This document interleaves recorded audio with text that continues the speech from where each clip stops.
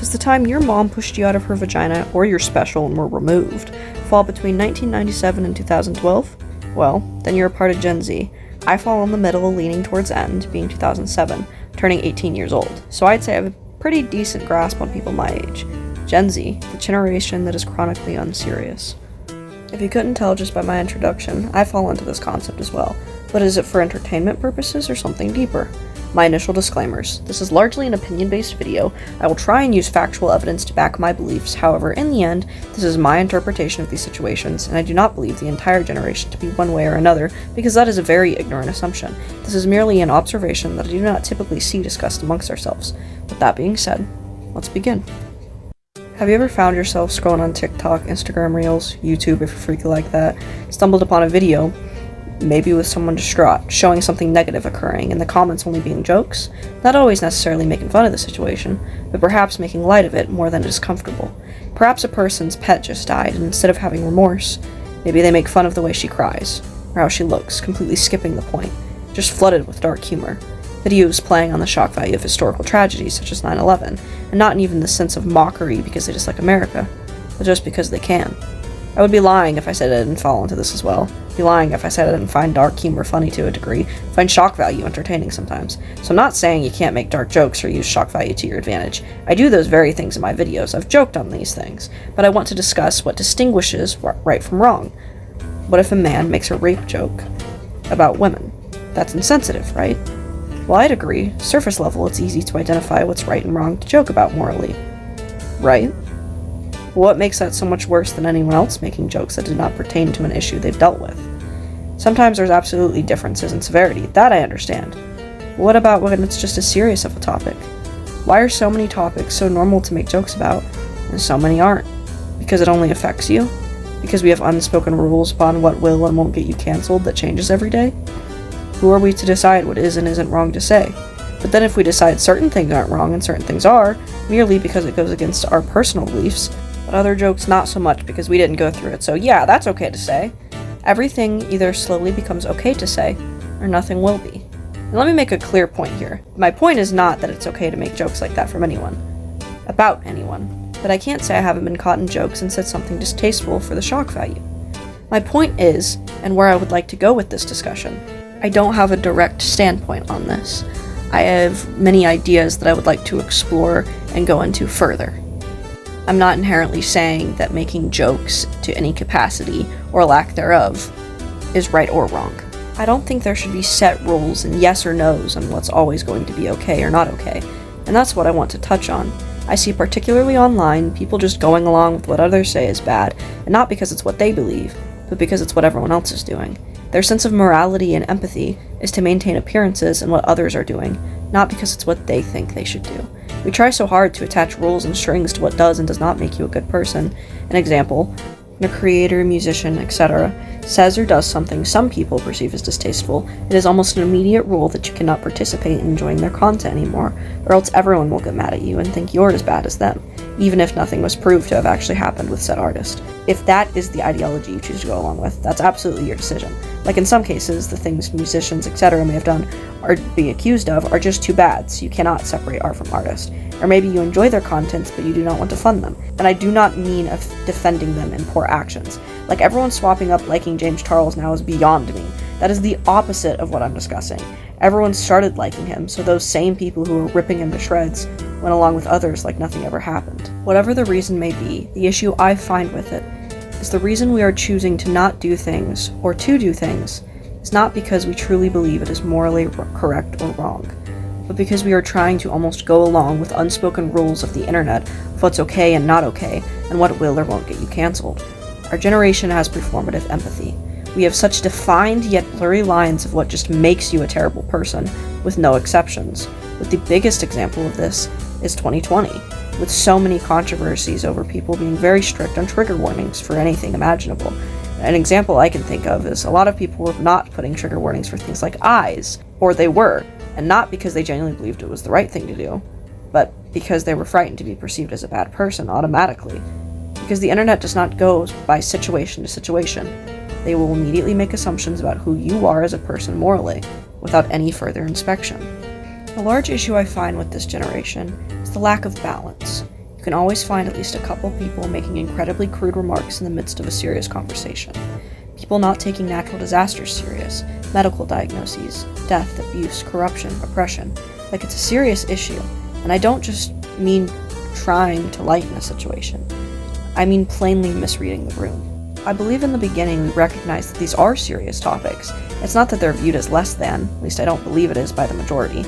I think something else is how we got to this point of humor taken so far it is brutally apathetic. These are the different things I believe it may stem from and the topics I will be going into further.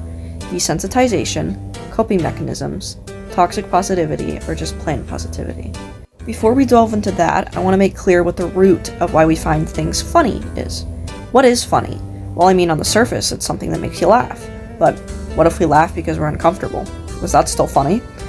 A few theories on why things are funny to us, but described very poorly. 1. Benign violation theory. In simple terms, we find something funny when it violates our concept of what something should be. So if we go, oh, coffee mug hold coffee, and someone go, no, coffee mug hold brown, but it not coffee, you'd be caught off guard because you'd expect coffee, but you got shit. 2. Relief theory. You know when you watched a TikTok or Vine and it looks like someone really got hurt, so you gasp, but then they just get right back up and now it's funny, right? Kid knocks the hell out of themselves, but it's only funny because you know they're okay in the end. So it's built up anticipation of a negative feeling, relief to know they're fine. 3. Superiority theory. In simple dumb people terms, we laugh because we think we're better than them. Again, you see an adult this time knock themselves over the head. You may subconsciously find it funny because you don't think you'd be stupid like that. 4th and finally, incongruity theory. It is quite similar to benign violation theory. What is making it funny to our stupid little ape brains is that we don't anticipate it, and then the realization is what makes it humorous. That's why shock value can be funny. Warning about this, these are not in-depth at all, it is just what I took from reading about them and summarizing it. So if you're genuinely curious in the psychology, do not listen to a 17-year-old goth on YouTube. Now my theories. 1. Coping mechanisms. Have you ever been in a situation you found uncomfortable or upsetting, and your immediate reaction was to awkwardly laugh or crack a dark joke? Well, that, my traumatized companion, is a good example of a coping mechanism. Coping is something you do subconsciously or consciously to deal with stressful/difficult situations to maintain your mental well-being and reduce negative feelings. Not to be mistaken with a defense mechanism. Coping mechanisms are more based on trying to get the bad feelings subsided, whereas defense mechanisms are your immediate reaction to essentially protecting your mental state, defending yourself. The difference in using our unseriousness as a coping mechanism, as opposed to other options I've listed, is that it's doing it to ourselves, not to others' misfortunes. I've observed that our generation can be very self-deprecating in their humor, and make many dark jokes about their traumas. I'm no exception to this, I believe I've done it in videos. There's a positive and negative side to this. On one end, when you use humor to cope too frequently, it can turn to invalidating your own feelings and treating it like, oh, it's no biggie, and slowly forgetting that your own feelings are anything more than just a joke. You do it so much you start to subconsciously believe it isn't as big of a deal as it is, and some people use coping mechanisms with humor as a way to undermine their issues for fear of their issues being treated as less than, which then makes it a defense mechanism. They use humor to belittle their struggles before someone else can, and that can all create a real problem, because what you continue to speak, you slowly subconsciously begin to believe. Additionally, that's how people can start to perceive you as well. Now on the other end, using humor as a coping mechanism can be very beneficial. It can lighten the mood and make you feel not as down about your own problems, or bring up someone else's spirits about their own. I know when dealing with things like major losses for me, I have very unhealthy coping mechanisms, and humor can actually help me get through it positively. I can make a dark situation feel not so heavy by having a good laugh. Using humor in this way can prevent you from doing other unhealthy things, such as falling into any addiction in attempts to cope. I find it's just a line you want to try not to cross too much, because humor can be a really good thing for people. It typically is, and is associated with being positive, but the jokes you make can quickly turn into how you actually view the seriousness of the situation, which then transforms it into how you view the seriousness of other situations. 2. Desensitization. At its core, desensitization is when you repeatedly see something, not necessarily negative, so much that you are no longer provoked with emotions about it, that it is no longer psychologically stimulating, because you're so used to it. It doesn't have to inherently be bad, like it can be used for people with mental health issues to readjust themselves to things they find stressful, like loud environments. You can do exposure therapy to desensitize yourself. What if you become desensitized from empathy? If I were to tell you that, let's say, there was a video of a basketball player on TikTok, not a professional, just some teen having fun on TikTok. He didn't play by the rules right, because it was just him and his friends, and in the comments someone thought it'd be funny to tell him to kill himself because they didn't like how he was playing. They thought shock value was funny. That wouldn't really be surprising. Now what if I tell you same teenager was playing basketball with his friends, not by the rules, and someone physically walked up to him and told him to kill himself. Same reasons, but in person. You'd think that's pretty weird and rude, wouldn't you? We are so used to people being online that we don't remember they're real people. They're not just images and videos in your phone. They exist. We are desensitized to the fact that the internet is full of real living people with real opinions and feelings. And we're so used to getting away with anything behind a screen that we're becoming more desensitized to the fact that there are real problems real people face. Just because you get a comment on an Instagram reel making a play on words about some girl being fat, or making jokes on black cosplayers because you're so used to seeing bullying online, doesn't mean that's any less of a real human you are saying these things to. And you are just as responsible as every single other person doing it. And I know you can just block people, but you are being willfully ignorant because you know damn well if you had a bunch of people making fun of you online, it doesn't matter if you even delete all social media, because you still know someone thought that about you. People are terrible about herd mentality on the internet, so when one person does something, it's quick for a bunch of others to follow. Taking other humans' feelings into consideration is becoming less and less common because, oh well, it's just a joke, oh just block them. But that's not the point. The point is your words have weight, your actions have meaning whether you like it or not, and every single time you participate in making fun of someone for simply existing, whether it be you don't like their style, you think they're cringy, perhaps they have a different opinion, you are perpetuating the problem of normalizing making fun of people. When the hell did it become so normal to bully so many people that it is perceived as just a joke? Before we get into our third and not last but final reason I will discuss today, I'd like to discuss Charlie Kirk. I hope to from less of a biased point of view and less opinionated, because it seems no matter your opinion on this topic, people will be very angry. In the context of this conversation, what makes the discussion of Charlie Kirk's death funny compared to making fun of other dark situations? Or what makes it not funny at all compared to other relevant dark situations? Well, on one hand, even if you didn't like him as a person and he fundamentally went against your beliefs, does that mean he deserved to die? As far as I'm concerned, he was just like Joe Schmo down the street who just felt a little too passionately about his questionable opinions. No, you cannot disregard the reach he had sharing his opinion online. But did that mean he should die? Did that mean his family should be forced to continue living without him? What gives us the right to decide who lives or dies? Secondly, why can so many other tragedies be funny? But no, this one's too far. And you can provide all the information you'd like, but you'd still find those very same facts or worse in other situations, like school shootings or wars. But school shootings are fine to make fun of because there's so many of them we feel detached, right? And war doesn't matter because it's not murder, it's casualties. To wrap this up, again, very important, my point isn't that it's not okay to joke about serious topics, or that it particularly is. My goal is to make you think before you speak. I like dark humor with certain people and in certain scenarios, and I don't think I have the right to dictate anyone who uses it or how. I just hope to provide forethought. 3. Toxic positivity or just positivity.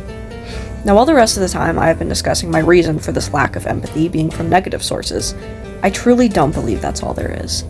I don't believe that the whole reason this rise of joking through bad situations is purely out of not caring. No matter how much anyone wants to paint humanity or just our generation in a purely negative light, that is just fundamentally wrong. It really doesn't take long to find uplifting things. The negative sticks out so much more, it's hard to see it. Things would be much simpler if it was all bad. I believe that no matter through all of this, if you find yourself being apathetic, there's still a piece in everyone who recognizes just feeling, that recognizes we are all just people, and occasionally that humor, that not focusing on the bad situation and just making light of it, is doing just that, making a dark situation light. Here's a good video example.